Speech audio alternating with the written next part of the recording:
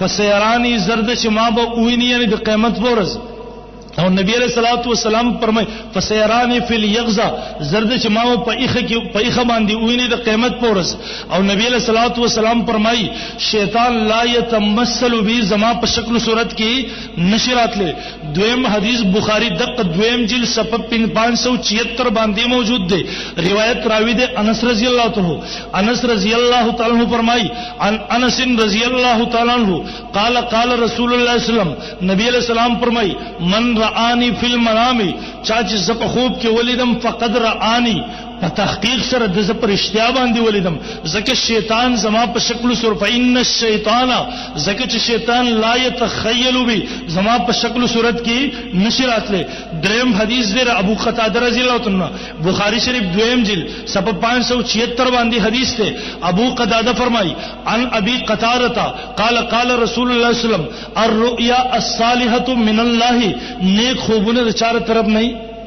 نیک خوبونه د چا طرف نه د الله د طرف نه نبی علیہ السلام فرمای نیک خوبونه د الله د طرف نه وابي وای نه د شیطان د طرف نه زخو زکوم وابي د انسان په شکل کې شیطان دی پیغمبر یو خبره کوي قران یو خبره کوي وابي د اغینه الټزي د وابي کار دار چې د مرزي مطابق کم آیاتونه احادیثونه دا اوملي وابي دې ته ویل کیږي چې کم د مرزي خلاف قران کم احادیث د مرزي نه خلاف دی راغینا انکار وکي سلورم حدیث په دقه سبب باندې بخاری شریف دویم جلد کې موجود دی ابو قتاده راوی دی د فرمایي نبی علیہ السلام فرمایي من رآنی فی المنام چا چې زپ خوب کې ولیدم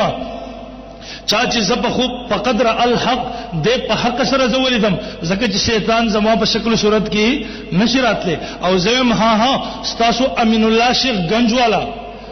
خپل تفسیر حکمت القرآن اولنی جلد کې وایي دا تفسیر الهامی دی وای دا زما تفسیر الهامی دی ما خوب ولیدو په خوب کې راته ویل شو چې تدسی یو تفسیر ولیکا ما هغه شی تفسیر ولیکو ستا شیخ کې کله خوب ولیدو په خپل تفسیر کې هغه ګن بلاو ویلا انبیاء ته ګناهونو نسبت کو انبیاء باندې الزامات ولګول په صحابه او امامانو باندې الزامات ولګول زم کم خوب چې شیطان د طرف نه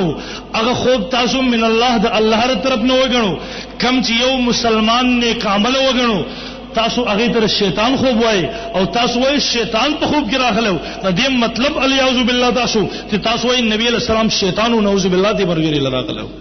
او بیا دا خبره مشهوره وا چې دیو پیسې ورکړي دي زو والله العظیم والله بالله ثم الله د پیغمبر منبر باندې ناسبا ز په دغه ذمہ دار زی باندې ناسبا والله بالله ثم الله دا مرګري د دې سره زما ملاقات د دینه مخ کې نو شوه زچ رالما مناظره میدان ترالم زما ملاقات ور سره دلته وشو ما کوم ځکه پیسې او ما وه تاسو غیرت وکي یو وابله پیسې تاسو ور کوي قران دې پسر هغه ونسی په والله بالله ثم الله دې قسم هغه خو هغه دروغ خوب جوړ کی حق باطل باطلی بهرحال محترمو دغه یوسف گزارشات استاد په وړاندې می ذکر کړه الله رب العزت موږ د عمل کولو توفیق راکړي څه قسم کومه مسله چې ما ویلا په دې مسله باندې چا ذهن کې څه اشکالات اعتراضات یا غتا سو ویل شي خو ها تاسو د شمشته مسلمانانو زما یو ګیله شته تاسو شمشته مسلمانانو زما یو ګیله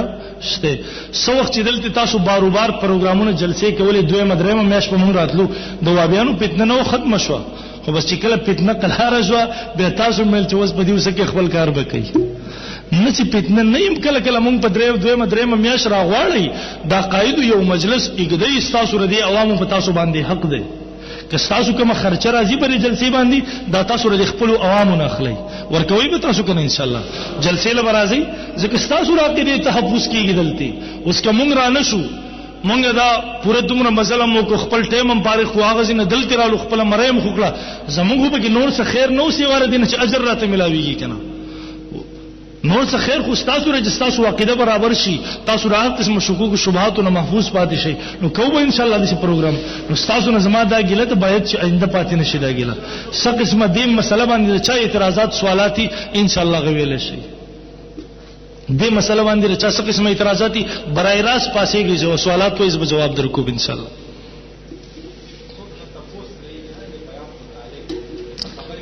د مسلې مطابق د چا په ذهن کې څه قسمه اعتراضي سوالي اشکالي په خپل ځای پاسې کې سوال وکړي جواب حاصل کړي ان شاء الله. جی جی